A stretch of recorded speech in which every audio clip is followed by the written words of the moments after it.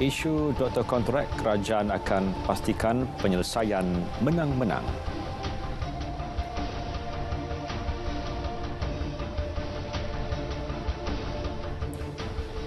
Assalamualaikum dan salam Malaysia Madani. Berita tengah malam bersama saya Muhammad Shah Musa.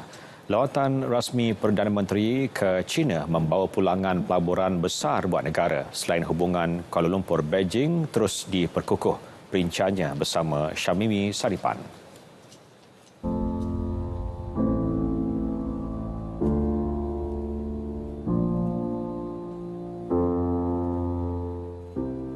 Bukan sekadar cakap kosong, kerajaan perpaduan agresif dalam merebut peluang pelaburan menerusi 19 MOU yang dimeterai dalam pelbagai bidang termasuk teknologi hijau dan ekonomi digital. Nilai pelaburan bernilai lebih 170 bilion ringgit bukti kesiapsiagaan kedua-dua negara memangkin pertumbuhan ekonomi dengan mewujudkan situasi menang-menang. I think it's a very happy thing, very good thing for Malaysia and China. This time promised Anwar to China, I think is very successful. In the future, we will do some business and culture between China and Malaysia. Ini satu kejutan mana pada perintah perpaduan kerajaan-kerajaan yang diketuai oleh kita punya Perdana Menteri Desa YB Anwar. Inilah satu benda yang terbaik yang kita tak pernah harapi kan, pelaburan yang besar itu.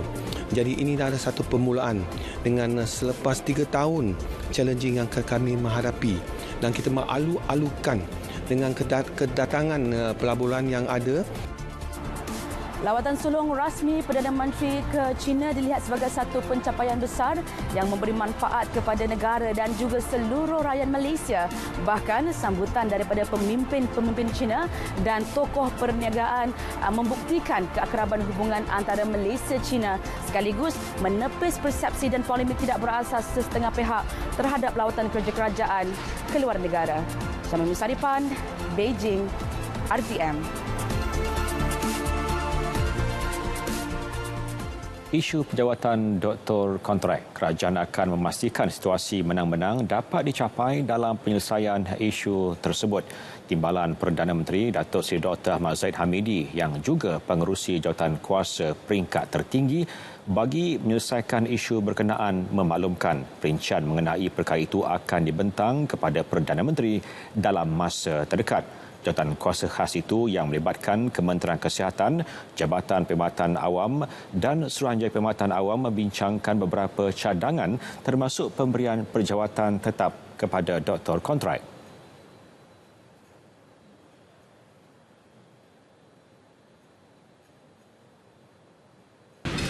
Bagi kita menyantuni doktor-doktor kontrak ini yang pada hemat saya harus dibela.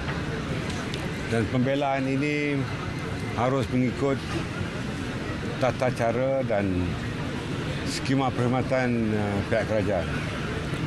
Dan tentunya ada beberapa cadangan yang telah diperbincangkan untuk meletakkan mereka sebagai doktor-doktor yang bertaraf perkhidmatan tetap. Beliau yang juga Menteri Kemajuan Desa dan Wilayah menghadiri Majlis Santunan Kasih Ramadan di Projek Perumahan Rakyat Seri Semarak Ibu Negara. Dan ini pula mengenai Barisan Esko Kerajaan Negeri Melaka yang baharu. Datuk Seri Ahmad Zahid memberitahu ia akan disertai rakan parti politik Kerajaan Perpaduan. Saudara Esko Negeri itu sudah dikemukakan kepadanya oleh Ketua Menteri Melaka baharu Datuk Seri Abdul Rauf Yusof. Pada hemat saya ini merupakan satu optik yang baru. Bukan saja kita mendukung kerajaan perpaduan di peringkat pusat tetapi juga kerajaan perpaduan di peringkat nasional. Jawatan Kuasa Teknikal Perjanjian Malaysia 1963 MA63 menggesa 4 kementerian memuktamad perkara diputuskan pada rundingan Kerajaan Persekutuan dengan Kerajaan Sabah dan Sarawak. Pengurusinya, Datuk Seri Fadilah Yusof berkata ia perlu diselesaikan sebelum dibawa ke mesyuarat tindakan pelaksanaan MA63 yang dipengerusikan Perdana Menteri. Ia melibatkan Kementerian Kewangan yang perlu membentangkan RUU di Parlimen agar pelantikan ahli LHDN dari Sabah dan Sarawak dimasukkan dalam undang-undang.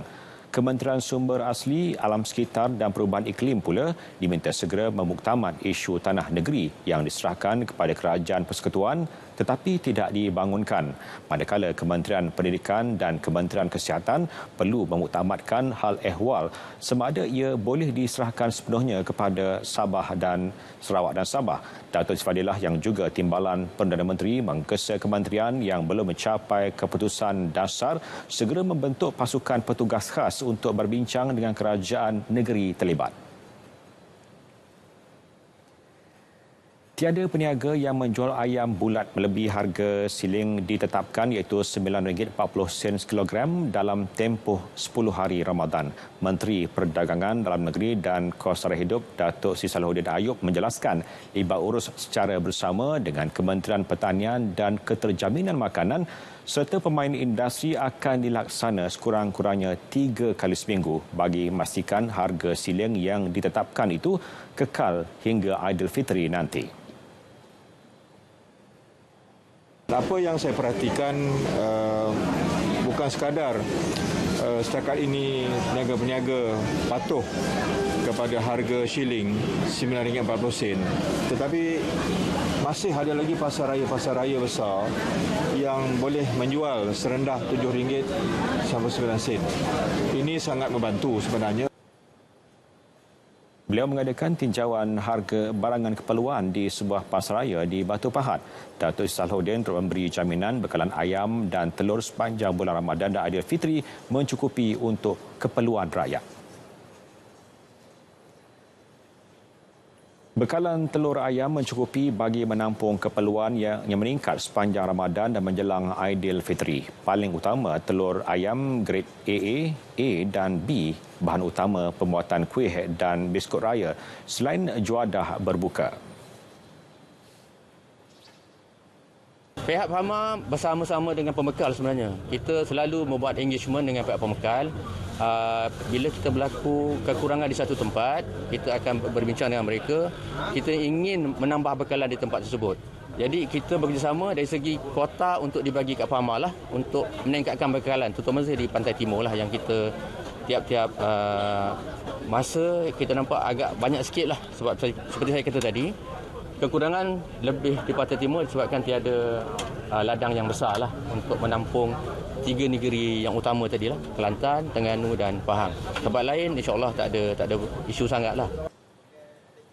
Setakat akhir bulan lalu, 21.5 juta telur telah diedar melalui 369 outlet pemasaran Fama seluruh negara. Ketika ini, telur ayam diperoleh daripada 7 negeri pembekal utama komoditi tersebut iaitu Melaka, Sarawak, Sabah, Pulau Pinang, Johor, Selangor dan Negeri Sembilan.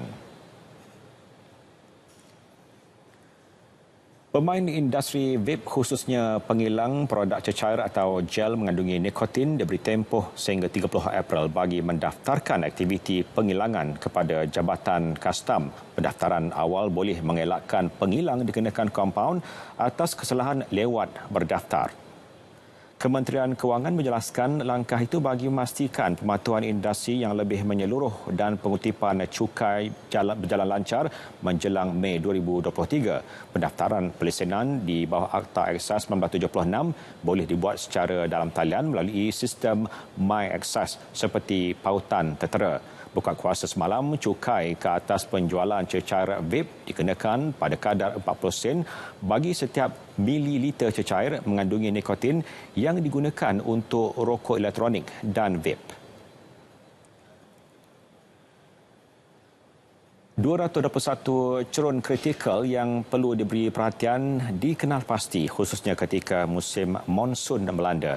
Menteri Sumber Asli, Alam Sekitar dan Perubahan Iklim Nazmi Nik Ahmad justru berkata, ahli geologi justru sentiasa cakna memastikan penduduk yang terdedah kepada bencana geologi itu diberi cukup pengetahuan agar insiden tidak diingini dapat dielakkan. Beliau dalam perutusan sempena Hari Ahli Geologi Sedunia 2023 memberitahu insiden batang kali pada Disember tahun lalu boleh dielakkan jika pembangunan sesebuah kawasan diambil serius. Ini termasuk memastikan tapak yang hendak dibangunkan dalam keadaan stabil, selamat dan tidak berisiko bencana geologi seperti tanah runtuh. Selain itu, kejadian aliran puing yang telah beberapa kali berulang juga perlu diberikan perhatian. Kementerian juga giat membangunkan pelan pembangunan dan pelaksanaan geopark negara. Ia bagi memastikan pembangunannya dilaksana secara terkawal dan lestari serta memastikan kejadian bencana geologi dapat dipantau dan dikawal. Pelbagai inisiatif ke arah meningkatkan tahap sosioekonomi veteran Angkatan Tentera Malaysia ATM dilaksana bagi memastikan kebajikan golongan berkenaan terbela.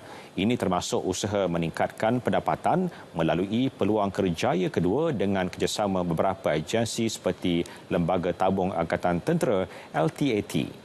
Menerusi inisiatif tersebut, veteran ATM yang tamat perkhidmatan pada tahun ini akan dipadankan dengan peluang pekerjaan atau diberi latihan untuk meningkatkan kemahiran selain pelbagai geran padanan dan dana pembiayaan ditawarkan kepada usahawan veteran.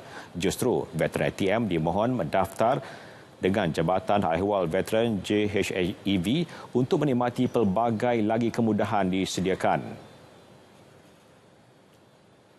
Begitulah juga kalau kita lihat kita di Jabatan Hal Ehwal Veteran ini di mana terdapat lebih kurang 100,000 orang veteran ATM di luar sana yang masih belum berdaftar dengan pihak Jabatan Hal Ehwal Veteran. Ini pun menjadi satu isu kita juga kerana kita mengharapkan supaya semua veteran-veteran kita yang berada yang masih belum berdaftar dengan Jabatan Hal Ehwal Veteran supaya mereka mengambil tanggungjawab ini, supaya kita mempunyai data kerana kita boleh bertindak dengan lebih baik sekiranya data itu diberikan kepada kita.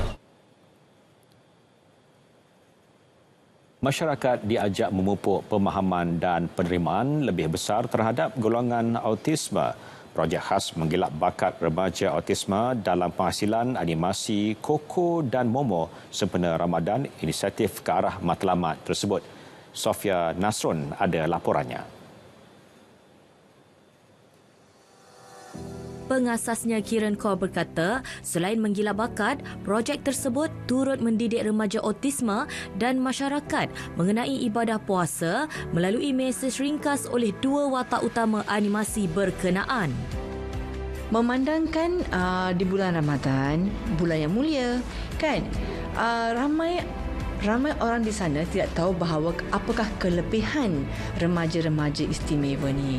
So, apa yang kami dapatkan idea ialah kenapa tidak kami buat satu message setiap hari, okey, berkenaan dengan apa itu puasa. So, projek ini memang khas telah pun dibuat oleh remaja-remaja istimewa daripada beginning sampai di ending, voice over, dia ada buat recording. Tempat kami ni kecil juga kan, tapi kita selit-selitkanlah masa lunch time lah, pelajar-pelajar akan buat recording, okey. Masa datang kelas mereka akan buat semua animasi tersebut, macam mana nak bergerak, macam mana nak cakap. Kebiasaannya kalau macam kita nak tunjukkan animasi tu, so dia bukan just sekadar daripada segi penerangan dengan percakapan, tapi juga daripada aksi dengan gerak tangan jugalah. So kebanyakan pelajar dekat sini diorang lebih kepada visual. So kalau macam kita sekadar untuk terangkan je, kadang-kadang diorang tak boleh nak bayangkan. So kita pun kena lakonkan jugalah animasi tu. Keperluan itu menuntut ibu bapa memberi sokongan bagi memastikan mereka berkomunikasi dengan lebih baik selain mengoptimumkan tingkah laku. Okey, begini. So jadi salah seorang Miss Karen tu, dia memberi saya satu skrip. Dan skrip itu adalah untuk saya merekodkan satu watak yang bernama Koko sempena animasi special sempena bulan Ramadan tahun ini. Saya nak buat untuk animasi dan sekarang saya buat anime lah. Meskipun berdepan ketidakseimbangan keperluan psikologi dan biologi, golongan autisme juga sama seperti individu normal. Mereka berhak mendapat ruang yang sama untuk berkembang dan mencapai potensi diri. Selamat menyambut Hari Kesedaran Autisme Sedunia buat insan istimewa ini. Sofia Nasrun, RTM. Apa dia wangkai dia blok SP? kumpulan wang untuk disimpan untuk masa depan setelah bersara. Itu prinsip dia. Bila COVID-19 berlaku dan keputusan kerajaan begitu, PKP paling panjang di dunia, orang tak ada kerja, tak ada nak makan, saya di antara orang yang mendesak supaya dikeluarkan KWSP sebab dia dah tak ada wang. Dia tak ada kerja. Jadi kita keluarkan walaupun itu bercanggah dengan maksud KWSP yang awal. Sekarang keadaan sudah terbuka. Yang tak ada kerja dulu 80-90% sudah bekerja. Ini prinsipnya kena jelas dulu. Kalau kita buka, dia ada kesan kepada dana pelaburan negara. Dan orang yang menyimpan sedikit itu, dividen dia akan kurang. Dia pencen anak isteri dia nak makan apa. Sebab itu saya ambil keputusan bagi RM500 seorang supaya tabung dia naik sikit. Bertemu kembali, lesen pengelola jemaah haji PJH Embrace Travel and Tours Sdn Bhd digantung. Tindakan diambil Lembaga Tabung Haji TH susulan aduan awam berkenaan perkhidmatan umrah diberikan syarikat tersebut. Bakal haji yang memilih pengerjakan haji melalui pakej swasta masih boleh menggunakan perkhidmatan 22 lagi syarikat PJH yang dilesenkan. Ini termasuk anak syarikat TH iaitu TH Travel and Services Sdn Bhd. TH memberi jaminan pemantauan menyeluruh sentiasa dilaksana terhadap prestasi syarikat PJH yang dilesenkan termasuk perkhidmatan menunaikan umrah. Tindakan tegas akan diambil terhadap mana-mana pihak yang tidak patuh piawaian ditetapkan demi menjamin kebajikan para jemaah. Notis saman dikeluarkan terhadap seorang pemandu bas atas kesalahan menggunakan telefon bimbit ketika memandu semasa perjalanan dari Pulau Pinang ke Ipoh baru-baru ini. Ketua Pengarah Jabatan Pengangkutan Jalan JPJ, Datuk Zalani Hashim memaklumkan pihaknya juga mengenal pasti bas yang dibawa pemandu itu adalah milik sebuah syarikat yang beroperasi di Butterworth, Pulau Pinang. Siasatan lanjut mendapati pemandu terbabit mempunyai 13 saman kesalahan jalan raya lampau dan tindakan pengantungan lesen memandu boleh diambil terhadapnya. Sebelum ini, tular video berdurasi 20 saat yang memperlihatkan seorang pemandu bas menggunakan telefon bimbit ketika memandu. Manakala kedua-dua bahagian sikunya digunakan untuk mengendalikan steering bas. Dalam pada itu, Datuk Zalani menyuruh orang awam agar menjadi mata dan telinga JPJ serta menyalurkan sebarang aduan berhubung kesalahan jalan raya dengan menggunakan aplikasi MyJPJ seperti yang tertera.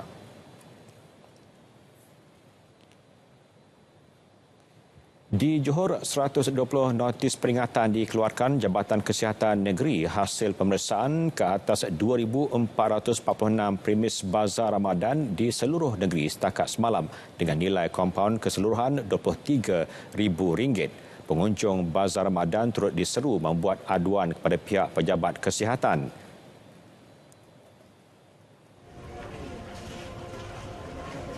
Kita telah melancarkan satu QR code bagi mereka orang awam yang mempunyai aduan terhadap makanan yang kurang bersih. Mereka boleh buat aduan melalui QR code tersebut mengisi borang dan maklumat tersebut akan disalurkan kepada pejabat kesihatan daerah supaya pegawai daripada pejabat kesihatan daerah boleh mengambil tindakan yang selanjutnya. Jalan Tunku Abdul Rahman antara lokasi tumpuan beli belah persiapan raya bagi warga kota. Tinjauan RTM pada hari ke-11 Ramadan mendapati tidak berlaku kesesakan luar biasa di lokasi berkenaan. Sekarang still slow lagi lah sebab baru hari ke-11 kan. Budak sambung belajar. So agak slow lagi lah. Kalau kita buat persiapan macam di akhir Ramadan kan, memang sangat memenatkan lah. Dengan keadaan ekonomi, lepas tu budak start sekolah. Kalau tahun ni memang orang akan bajet satu katakan target satu benda saja. Dekan tak ada nak pulun pada yang benda yang lain. Dia akan try kain dia dulu. Selepas tu dia akan tanya harga. Harga sesuai dengan permintaan dia ataupun keinginan dia, dia akan angkat. Aktiviti kejut sahur cukup sinonim dengan amalan masyarakat luar bandar, khususnya perkampungan sepanjang bulan Ramadan.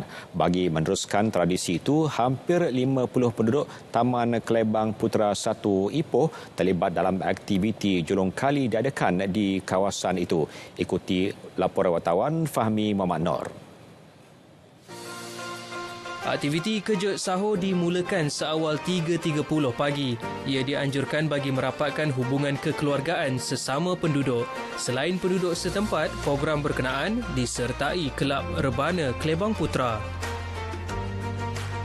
Jadi kita fikir macam mana kita nak ketengahkan lagi tim Rebana ni. Kita cuba gabunglah antara konsep kejut sahur yang sebelum ni daripada zaman sebelum ni kita guna beduk kan. Jadi memang ada Rebana pun dalam tradisi Melayu juga. Jadi kita cuba hidupkan semula lah sebab kita fikir bagaimana kita nak ketengahkan Rebana ni supaya mula dikenali semula lah oleh masyarakat kan. Lebih menarik, golongan muda turut terlibat dalam program berkenaan. Kita cuba galakkan ibu bapa untuk bawa anak-anak ni menyertai. Lagipun kita pun nak latih dia orang kan untuk bangun awal untuk sahur. Jadi benda ni akan mencipta atau mendidik mereka untuk ada identiti lah, mengenali kita punya budaya, insyaAllah. Penduduk ditemui menyifatkan aktiviti itu wajar diteruskan selain memastikan tradisi tersebut tidak lapuk ditelan zaman. Untuk Klebang untuk Rebana ni biasa dibuat di kampung-kampung, tapi di taman ni tak ada lagi. Jadi acara ni suasana kita bawa daripada suara kampung masuk ke taman. Ini acara yang unik lah. Dia I think dapat kenal lebih ramai penduduk sini dan juga ahli keluarga pun, budak-budak pun boleh join. Sesuatu yang baru bagi saya after saya convert to Muslim. Tradisi yang digerakkan penduduk Taman Klebang Putra 1 ini pastinya dapat mengeratkan hubungan ukhuwah sesama mereka di samping mengajar generasi baru betapa pentingnya hidup bermasyarakat, dan diharapkan program seperti ini dapat diteruskan pada tahun-tahun akan datang. Laporan Fahmi Muhammad Noor, RTM.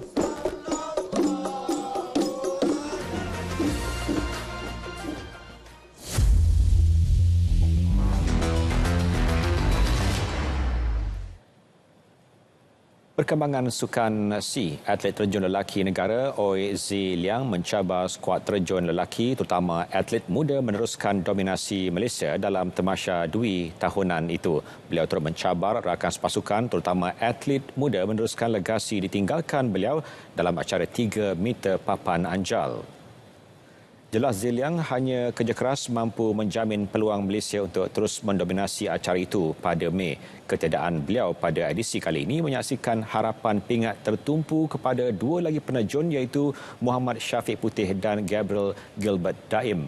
Penolong jurulatih skuad terjun negara Dato' Leong Man Yi pada Januari mengumumkan skuad terjun elit tidak akan menyertai Sukan C di Kemboja. Persatuan Sukan Jet Ski Malaysia memperuntukkan lebih RM400,000 untuk mendapatkan 4 jentera jet ski baharu bagi menghadapi Sukan C Kemboja 2023. Presiden Dato' Muhammad Safian Omar berkata ini bagi menghidupkan peluang Malaysia memburu kilauan pingat dalam Tamasya Dwi tahunan itu. So with the new machine, saya harap our athlete, we have got experienced athlete untuk meraih pingat lah ya.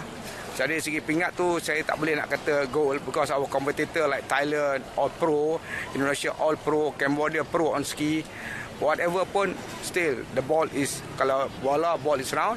Di sini nasib dan mudah-mudahan kita boleh bawa medal back to Malaysia lah insyaAllah. Acara jet ski Sukan C Kemboja dijadual bermula pada 13 hingga 16 Mei. Perkembangan Formula 1, pelumba Red Bull Max Verstappen memenangi perlumbaan kedua musim ini selepas menguasai saingan Grand Prix Australia. Pelumba pasukan Red Bull itu berjaya mengedepikan saingan sengit pelumba Mercedes Lewis Hamilton dan wakil Aston Martin Fernando Alonso. Verstappen yang berada di petak pertama bagaimanapun bermula perlahan sebelum dipintas gandingan Mercedes George Russell dan Hamilton. Pelumba terhenti 2 kali susulan insiden kemalangan membabitkan pemandu Ferrari Charles Leclerc dan pelumba Aston Martin Lance Stroll serta rempuhan kuat pelumba Williams Alex Albon. Insiden itu dimanfaat Verstappen untuk merapatkan kedudukan dan memintas Hamilton seterusnya memenangi perlumbaan. Ini merupakan kejayaan sulung Verstappen di Melbourne dan pertama Red Bull di Australia sejak kemenangan Sebastian Vettel pada 2011. Tenis terbuka Miami, pemain Republik Czech Petra Kvitova mengejutkan wakil Kazakhstan Elena Rybakina 7-6, 6-2 dalam aksi final untuk merangkul gelaran terbuka Miami pertama beliau. Ini merupakan gelaran WTA bertaraf 1000 ke-9 dimenangi pemain berusia 33 tahun itu. Turun selaku pilihan ke-15 kejohanan, Kvitova diberi tentangan sengit lawan pada set pertama sebelum menang 7-6. Aksi set kedua bertambah mudah buat Kvitova yang tidak berdepan banyak masalah menundukkan Rybakina yang dengan keputusan 6-2. Ini adalah gelaran ke-30 dimenangi Kvitova sepanjang karier sebagai pemain. Kejayaan itu membolehkan bekas pemain nombor 2 dunia itu kembali menempatkan diri dalam kelompok 10 pemain teratas buat pertama kali sejak September 2021.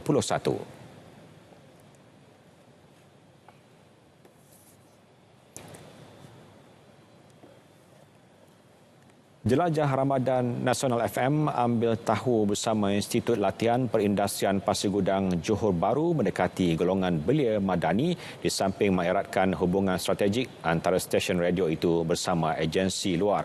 Pada masa yang sama, salah satu inisiatif membantu mempromosi imej pendidikan vokasional dalam kalangan masyarakat setempat. Kerjasama antara RTM dan Institut Latihan Jabatan Tenaga Manusia, terutamanya Institut Latihan Perindustrian Pasir Gudang, amat penting untuk kita menyampaikan mesej kepada rakyat pada umumnya bahawa apa yang kita lakukan ini ialah untuk kebaikan anak-anak muda kita, untuk memberi pendedahan tentang latihan vokasional yang saya kira agak penting atau tidak kurangnya penting bersama dengan latihan dari sudut akademik. Untuk kita mencapai serta sebuah negara maju, perlunya ada 50% pelajar akademik dan 50% daripada alam vokasional. Kerjasama ini amat baik. Maknanya boleh kita teruskan dari masa ke masa, bukan sahaja kita fokus kepada bulan Ramadan. Malah kerjasama ini boleh kita jalinkan antara untuk satunya memantapkan sektor ekonomi penduduk setempat. Bukan sahaja untuk kita memberi, tetapi kita juga cuba membantu mereka yang memerlukan. Kita nak beri peluang kepada usahawan-usahawan yang berminat untuk memasarkan hasil-hasil mereka ke pasaran umum. Dan dalam hal ini kita berharap jugalah kerjasama dengan pihak National FM untuk sama-sama membantu golongan-golongan yang memerlukan bagi meningkatkan taraf hidup. Sumbangan daripada ILP. Jelajah Ramadan Nasional FM ambil tahu diisi dengan pelbagai program termasuk rakaman kasidah, gotong royong memasak bubur lambuk selain menyantuni golongan asnaf dan anak-anak yatim.